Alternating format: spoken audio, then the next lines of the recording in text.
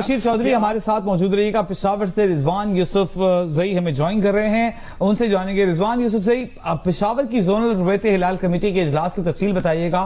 क्या पेशावर से खैबर पख्तूनख्वा की किसी गोशे से कोई शवाहिद मिले हैं चांद दिखाई देने के?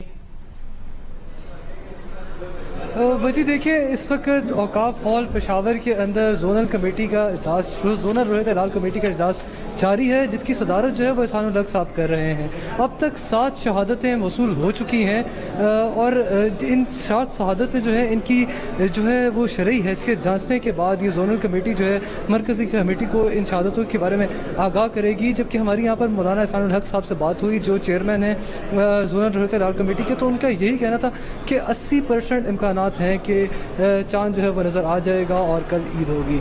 जी ठीक है। रिजवान यूसुफ से हमें बता रहे थे यहाँ पर भी इजलास इस वक्त जारी है और 80% यहाँ पर इम्कानात हैं कि चांद नजर आ जाएगा। ताहम जो इस्लामाबाद से हमें बता रहे थे आसिफ बशीर चौधरी, उनका कहना था कि चांद नजर आने के इम्कानात बहुत कम हैं। मुफ्ती मोहम्मद इब्राहिम कादरी ने सक्खर में बताया है कि सक्खर में शव्वाल का चांद नजर नहीं आया। रुबैत हिलाल कमेटी का इजलास सक्खर में खत्म कर दिया गया है।